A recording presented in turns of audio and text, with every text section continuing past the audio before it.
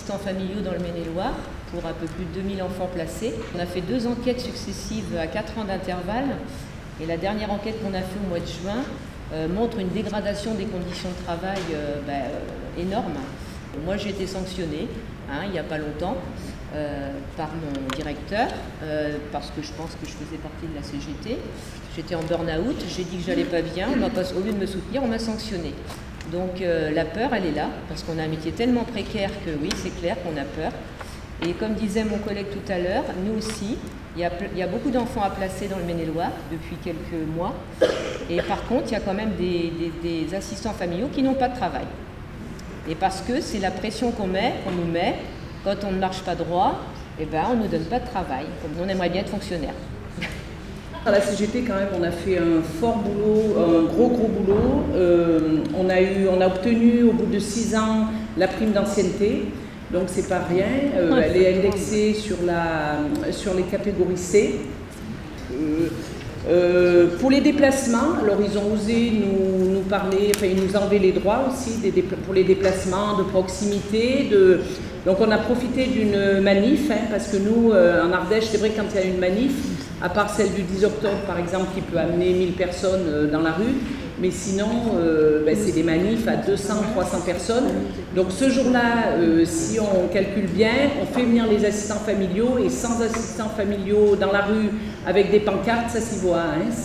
Et donc ils nous ont vite redonné nos droits. Le salaire net, ça comprend, nous les fiches de paye sont très mal faites, ça comprend l'argent de poche, la vêture, les déplacements, voilà. Tout ça. Donc quand il y a 1800 € au bas, non, le salaire, moi je le redis, en Ardèche pourtant on est un peu au-dessus de la loi, on a 3h30 de SMIG par jour et par enfant. Alors concernant le jour par semaine, en principe nous c'est un week-end relais par mois si l'enfant part quand même un petit peu, et sinon si l'enfant part pas du tout, c'est 2 week-ends de relais par mois, les assistants familiaux ont droit. Et voilà.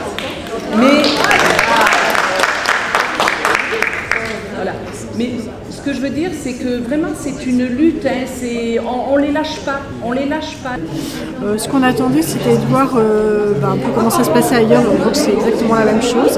Alors nos revendications, on a essayé de les... c'est long. Oui, bien sûr. On a obtenu des petites choses, mais c'est vraiment du travail de longue haleine. Une prime d'ancienneté, je me souviens plus sur quoi elle est basée. Voilà. Vous arrivez à évoluer. Oui, la revalorisation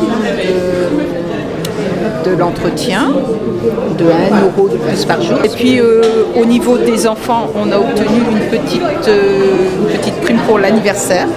Il n'y avait que pour Noël, donc autour de 50 € pour l'anniversaire. Et puis la suppression des congés imposés aussi. Ah oui, la suppression des congés imposés. Oui, quand on n'avait pas d'enfants, c'était pas notre volonté parce qu'ils partaient en vacances dans le marché.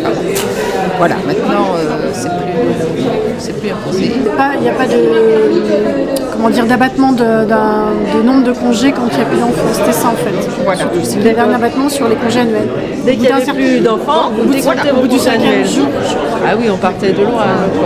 Donc vous avez obtenu des choses, beaucoup de choses pour la reconnaissance du métier. Il faudrait qu'on insiste sur notre statut, sur notre reconnaissance. Là aujourd'hui je suis venu avec 2 assistantes familiales, syndiquées chez nous, on en a syndiqué une 60aine. Voilà, qui ont envie de s'investir parce qu'ils ont envie de faire bouger leur métier. Voilà, donc aujourd'hui pour moi c'est une journée, pour nous j'ai envie de dire, c'est une journée d'échange et de partage. Et déjà on a relevé quelques idées dans d'autres départements qu'on va pouvoir porter nous dans notre département, mais surtout c'est d'en faire un revendicatif commun à tous, voire même amener des changements législatifs. C'est ça aussi l'idée. Par exemple, chez nous au département en ce moment on négocie sur le SMIC dès le premier enfant. Un enfant, un SMIC. Donc voilà, on est sur cette négociation, elle vient de s'ouvrir. Donc c'est un moment de partage et puis pourquoi pas arriver à quelque chose de commun avec toutes les ex-femmes de France.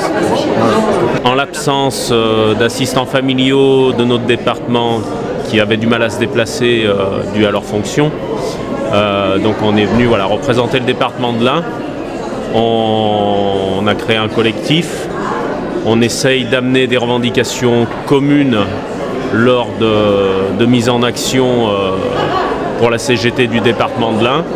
Et puis il est important de les amener dans la mobilisation avec nous, avec tous les autres métiers du conseil départemental, afin de faire entendre le réel métier et le statut à venir pour les assistants familiales et familiaux. Les suites à donner simplement, c'est de monter un cahier revendicatif, de l'amener à nos élus locaux, et puis par le biais de la Fédération des services publics, que chaque département fasse remonter justement tout ce besoin revendicatif listé, et que la Fédération des services publics amène la mobilisation générale au niveau de tous les départements pour qu'on puisse obtenir un statut digne de ce nom pour ce corps de métier, voilà, et ces agents-là. Eh ben moi je pense qu'effectivement la question du statut est primordiale pour les assistantes familiales.